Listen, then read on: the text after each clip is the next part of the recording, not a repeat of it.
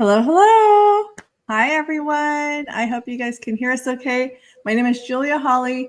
I am owner of JH Creative, and I'm super excited of having Morgan Evers with Finacious with us today. Real quick, I'll give a quick intro, and then we'll dive right into her story.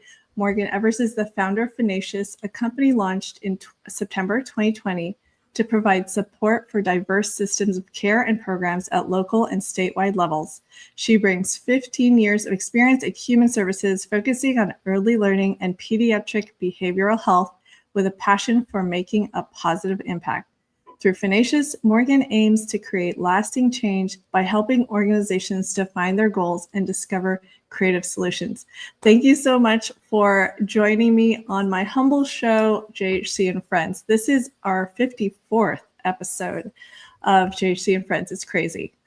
Thank you so much for having me. It's an honor and my very first podcast. So there's that. I love that. I love that. And a little background, we actually met through some mutual friends, but we also ended up being office neighbors. Yes. For anyone who doesn't know. 2 doors down. Yes. Which is great, which is awesome.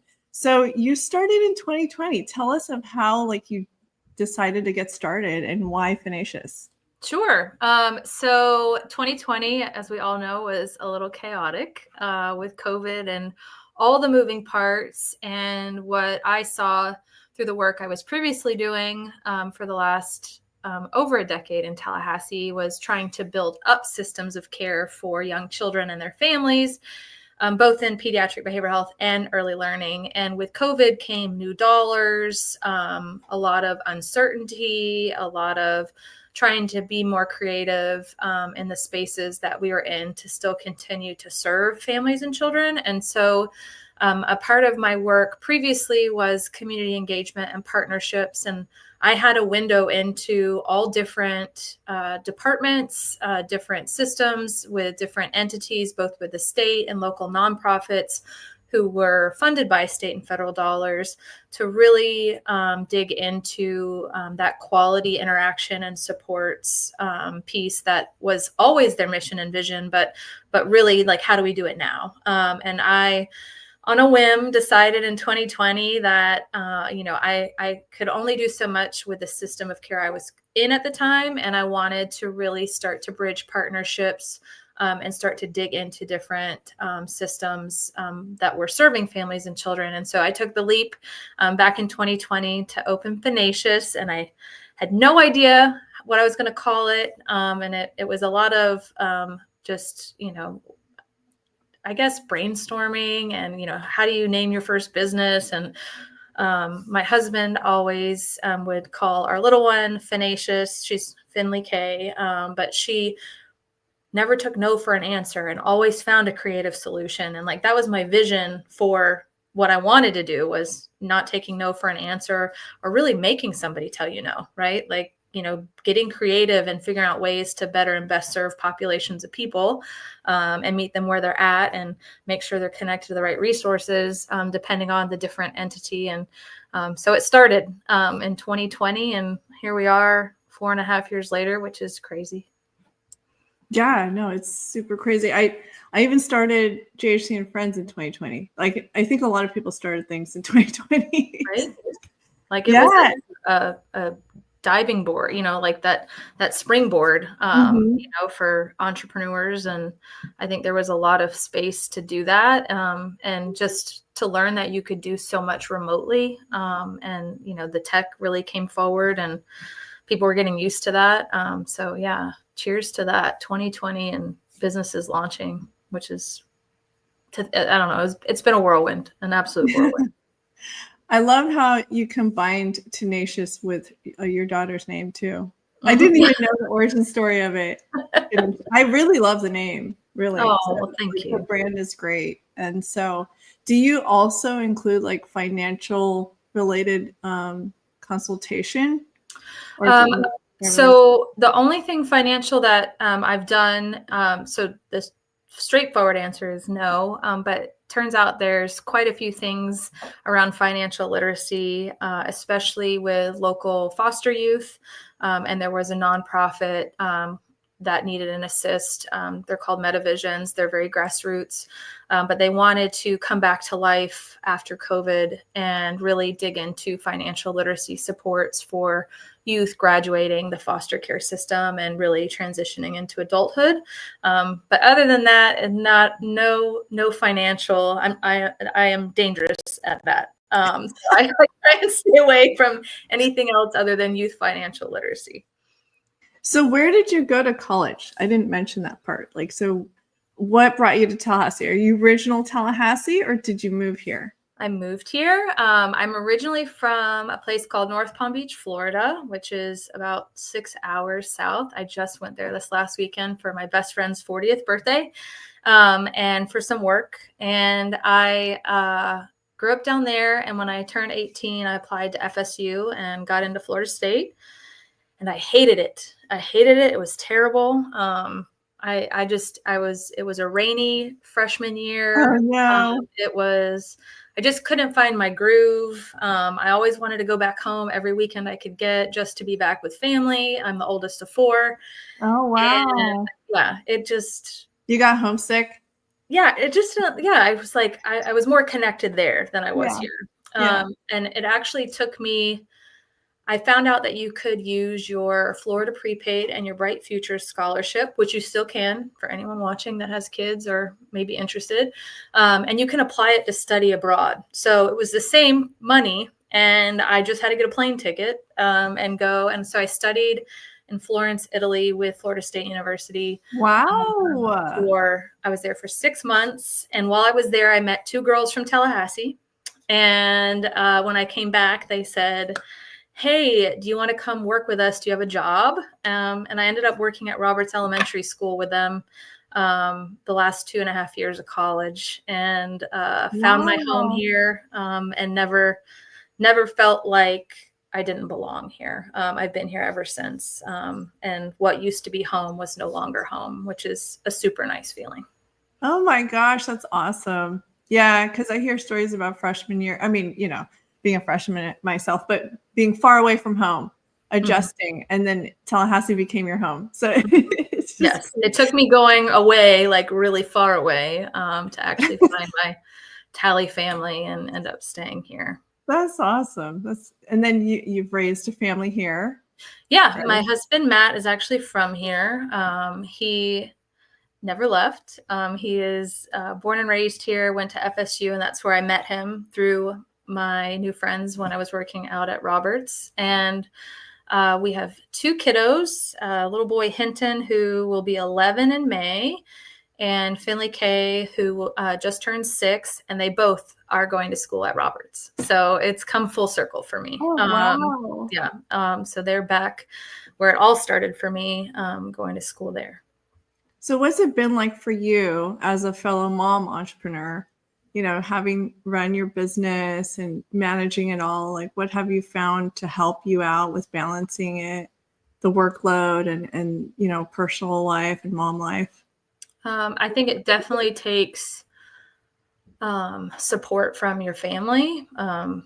Without my husband saying jump and go for it, I think that would have been a lot more difficult to know that I have that support at home. I think that, surrounding yourself with colleagues in the space that I'm in, and just, I don't know, I really have prided myself on building relationships with so many people across so many sectors. Like, I just want to learn from them. I always try and surround myself with people that are not like me, because I want to learn, and I want to see how different things can connect and how we can support each other, or, the work that they're doing. And so work-life balance is hard, but being an entrepreneur, it's always been something that's been more flexible. Having that previous job or jobs that I had up until becoming an entrepreneur, it was a very rigid, you put your hours in, or, you were, expected to work until the work got done. And, as much as I loved the work that I did, there's nothing as flexible as being your own boss and saying, okay, I'm out tomorrow. I'm going on that field trip. I'm making sure that I can go to the classroom and help, or, put together things for the teacher. I don't feel like I would have that otherwise, but it's hard. Like, there's some days where I've been like, what am I doing? Like, like, is this really where I'm meant to be? A 9-to-5 job sounds wonderful. Like, but I've been in human services for so long. Like, you take it home. I think that's the hardest part, is you take home the struggles and the problem that you need to solve, or you feel like you need to solve for different systems, and it doesn't turn off, right? Like, you meet a family who needs something, and it doesn't turn off at 5:00. So I'm definitely very envious sometimes of people who have those shift jobs that don't have to support populations of people, and the work they do is not populations of people, but that they can turn it off. But I wouldn't trade it. I definitely wouldn't trade it. Self-care is a huge thing, making family time and making sure that you take advantage of, your weekends, and, not working through the night and through the weekends, because it just doesn't stop. So making sure that you set aside time, but also surrounding yourself with people who get the work.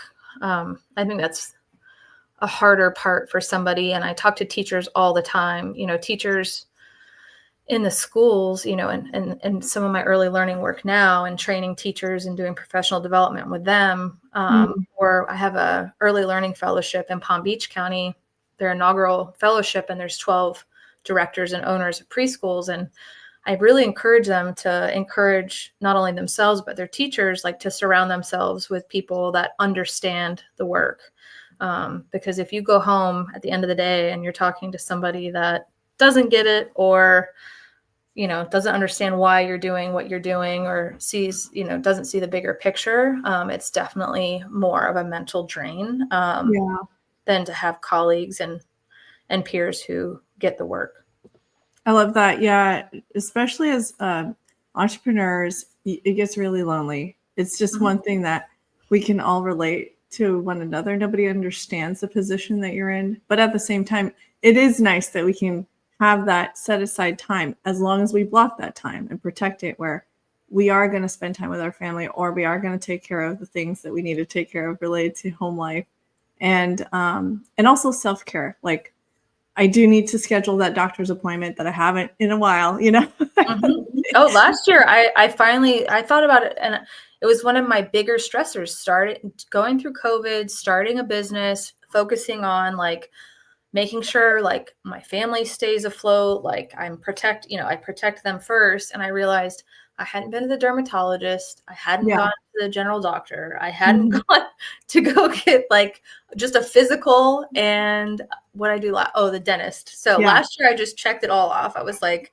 I am going for it. And because it is added stress, like, you have those random thoughts of, oh my gosh, I've been so busy. Like, when was the last time I actually went to the doctor just to go to the doctor? Like, no fire, no emergency. Like, when did I go? So I think that's definitely something entrepreneurs who are in it, and, are a small but mighty crew, whether it's one person or just a handful, making sure that you dedicate time, to take care of yourself is a big to do on that checklist. Yeah. And you're always focused on everyone else. You want to help others. I think it's funny because people might think, oh, we're in it for ourselves to run a business, but we actually just really do love to help people. And then we put everyone first most of the time. It just, especially as moms, women, we do tend to just focus on everyone else first. And then, like, I know there's several things I need to schedule for myself, but I've been scheduling appointments for everyone else. But yeah, no, I know. So it's definitely a balance. And so I really appreciate how you mentioned that, surrounding yourself with people who understand, similar entrepreneurs, maybe similar business niches. And then one of the things, okay, let me make sure I pull this up too. So as far as services, what you offer, you include strategic mapping and brand development. That's awesome. Project consultation, project management, and these are some of your clients. they managed to update the website. Oh yeah, and then I wanted to ask you too with CSC, because I've seen like how you were involved with that. That was really cool to be a part of. You've done a lot of great work in the community and within a short span of less than 5 years. It's a lot of work. It's a lot of work. Yeah, you saw me last summer. Tallahassee is as big as it is really small.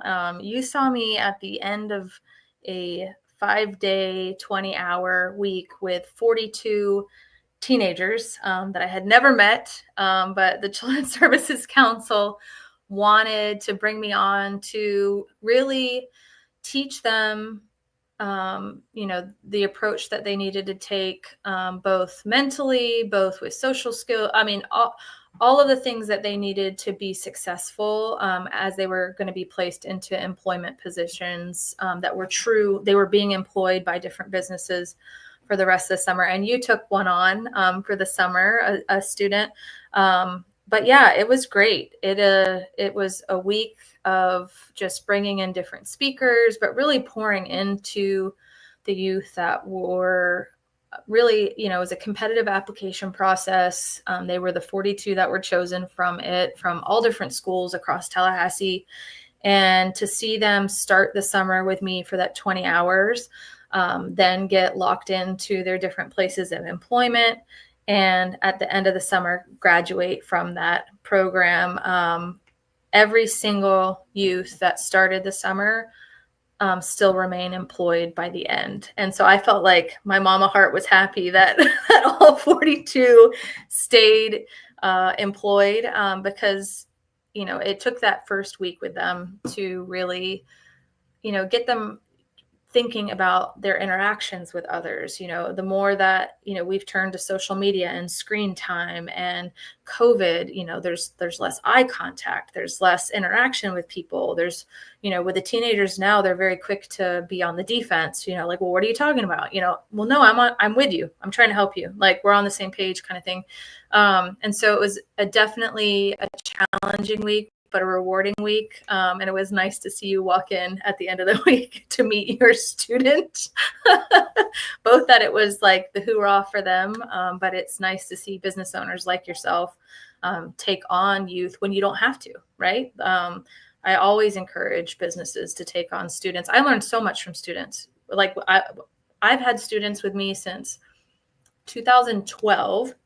And my very first cohort of students, I know where they're all at. All of the students that I've ever had, I know where they're at. But one of them I actually is a client now. And so she is the executive director of Florida After School Inc., the statewide organization. I'm super proud of her. Wow. But it comes full circle. Full circle. Yes. I love that. So relationships really are everything. And I really cherish the things I learned from other people, but I love people. That's the best part of it. Like, learning new things and connecting with people. And I think that's why I can't fully let go. Like, I'm at that transition time of, like, is it time now? Because out of necessity, I went into contract work, left full-time work to have the flexibility for my family. And now I'm just like, now that the kids are getting older, do I really want to jump back in? Right.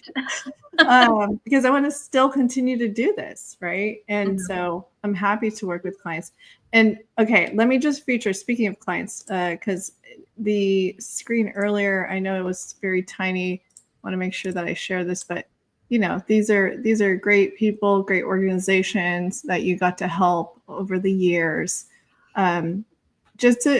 Out of curiosity for CSC, were you involved from start to finish kind of thing, or did they ask you mainly to help with training? For that one initiative? Yeah.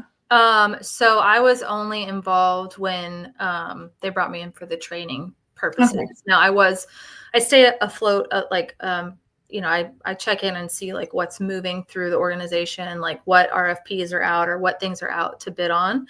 And so I was able to come on board when we were vetting the applications, when we were scoring the applications. That's a lot. be an additional set of eyes to help the group that was looking, to make sure that we were honoring all the schools and making sure that it was, that we pulled youth from.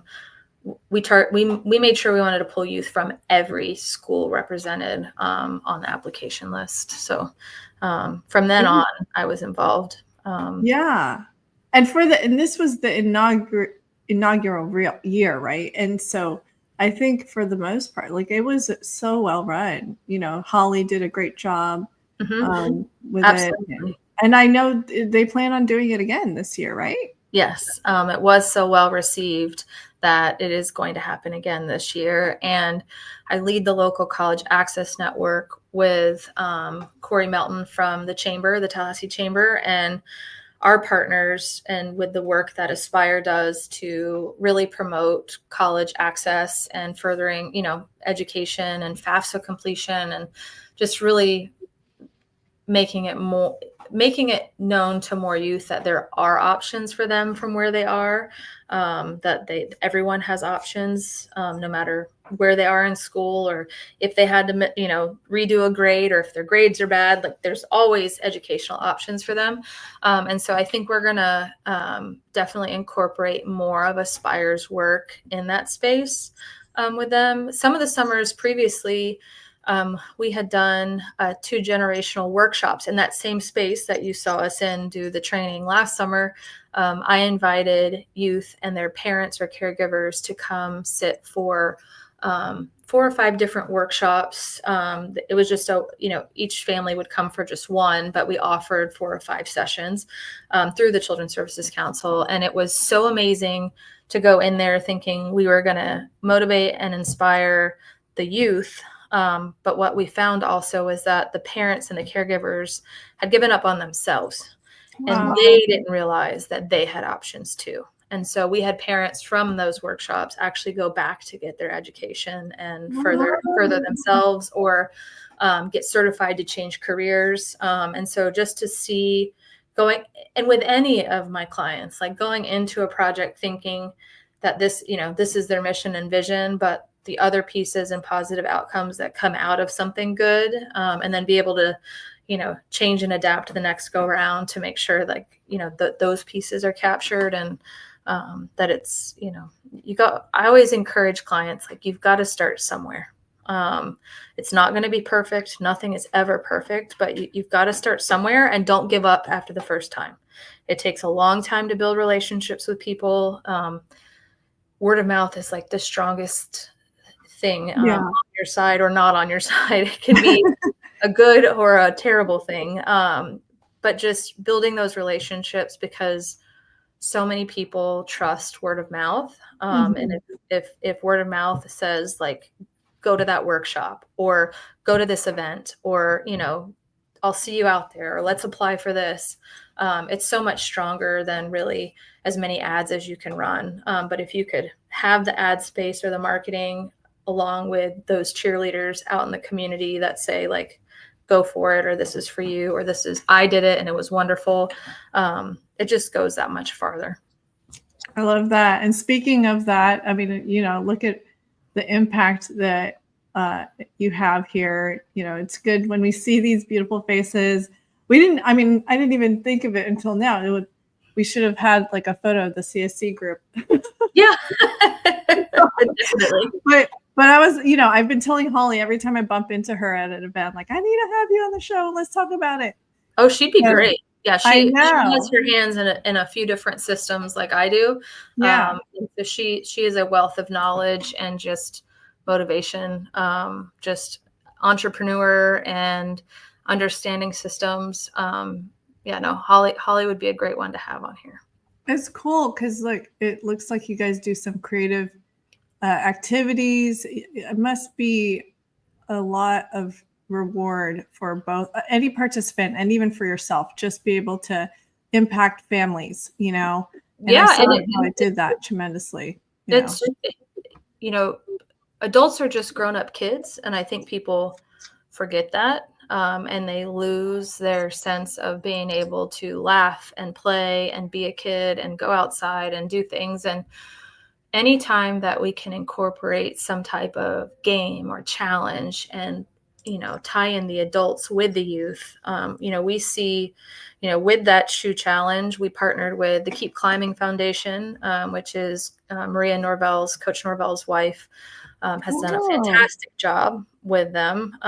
They are supporting different initiatives. They do amazing things, and they basically they highlight different student athletes from FSU and give back to who those student athletes want to give back to. And then FSU football, I've been fortunate to build a good relationship with them. They really want to get the players out in the community to know Tallahassee. And so those pictures that you saw, we did a shoe design competition, and everyone got the same template. Adults and kids participated. We did only highlight the foster youth shoes for the competition part, but all the players did their own shoes, the coaching staff. Coach Surtain, Pat Surtain, his son just won a huge football award last week, right before the Super Bowl on Friday. Pat Surtain Jr. won. But he was there coloring shoe, it just, I think when you do activities that, when was the last time you colored? Most adults will be like, when I was in preschool, like, well, here's some crayons and like, go for it. And it's just fun. And then it came full circle with that project because there's a gentleman on the football team, Rob Scott, who is an active football player, has been there for years and paints on the side, and he hand paints everything. And so the winning shoe, Rob Scott painted, and we all went to practice with all the foster youth, and he was able to give the hand painted shoes and the design that won to the kid that created them. And so Coach Norvell made a huge deal around the team. It's been really nice to tie different agencies and entities together to really bring to light and leverage what they're trying to do. Because again, it takes a village. A lot of times, people have this idea, and that's where I thrive. People have an idea and they're like, I don't even know where to start, or I can't do that. To be able to say, well, this organization has this and they have another resource, and let's get you all together and go forth and do, and at least test run it or hang out for an event, or, put something together for the community. It's just really cool. Yeah. I'm already thinking of ideas to reach out to you for. People ask me what I do all the time, and I literally will say, I don't know. Every day is you random, and me both. Yeah. Random, rewarding. If that ever changes, maybe I'll tap out. But as long as it stays random and rewarding, and I can still say I'm not really sure what I do, then I'm good. Because it just feels good. It just, at the end of the day, it's just nice. It sounds like you help people get stuff done. Yeah. Which is the most important thing. And reach the right people that need the resource or need the connection or need the supports. You connect people, the right people. You're a connector. And I mean, looking at the services you offer, you pretty much you help people fix things in terms of branding, getting organized, and managing it through and implement their idea. So if every project is different, and if I need somebody else's skill set, like I'll contract them on, for that project period. But yeah, it is, as long as it pours good into the world and influences positive change on the local or statewide level, I will always say yes. Let me see how I can help. But if you came to me and said, I need to rebrand and I need to do this for my seafood store, I would probably say, hey, JH, like, do you want this client? Because unless they're giving 50% to, a nonprofit, I'm not really, I can't carve out the time that I should carve out for that. But like we eventually learned, as long as we have been in this business, it's like we stay in our lane and we realize, we can't do everything. So exactly. That's been a learning curve for me too. You try and stay alive at the beginning, and then you realize, okay, where can I hone in at? Like where are my best how is my time best used? Absolutely. Yeah. I'm going to include and make sure that your contact info, I'll share it. But where do you see yourself now? And, it sounds like you definitely focus on social organizations, nonprofits. That's like your niche. That's where you find you thrive. Is that? Yeah.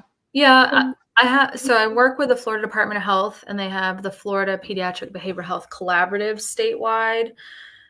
They have a growing amount of hubs that do case management, and they, do professional development for pediatricians to better and best serve behavioral health kids. And that's the only one, I have another one, but, if it's something like that, where it drills down to the local level and there's things being implemented, like you're saying, like social organizations or nonprofits are like ultimately the ones, the implementers, I will take that on. But it just depends on, what it is. But as long as it's connecting people to resources they need, and, making sure initiatives actually support, just very intentional. I like to look at the systems and, figure out like how intentional can we be with your definition of success. When your definition of success is this, are we getting there with what you're currently doing? How can we, reach who you actually want to reach, or the outcomes that you want to get to? So it's problem solving. It's fun. Of course, let me unmute first. Want to make sure I'm sharing. I have been sharing throughout the show and making sure that all your contact info is included. And for anyone who wants to reach out to Morgan and work with her, feel free to contact her. And obviously, just a great person. And I have follow-up questions. I would definitely want to follow up with you offline. But is there anything else you'd like to conclude with before we go? I would just say, my biggest piece of advice, two pieces. I mentioned earlier, making sure, the worst thing anyone can tell you is no. So making sure that you embrace that. Entrepreneurship, the entrepreneurial world is daunting sometimes, but at the end of the day, the worst they can tell you is no. And it's that 2-letter word, you can just check it off. But really, the mindset of, getting out there, shift happens every day. Literally shift happens. Like my embrace the shift is behind me, my mantra.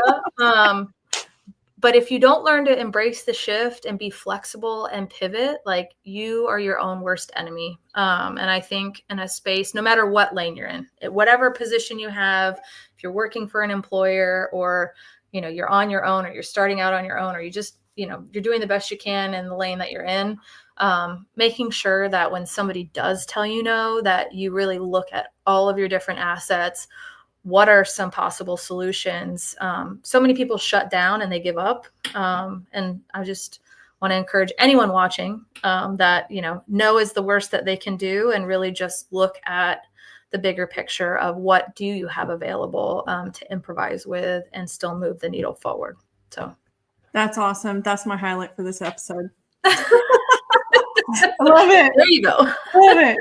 This is awesome. Well, thank you so much for hopping on. And I always love having awesome conversations with folks like yourself. So if for anyone who happens to catch this episode, I would love to have a conversation with other entrepreneurs and local influencers.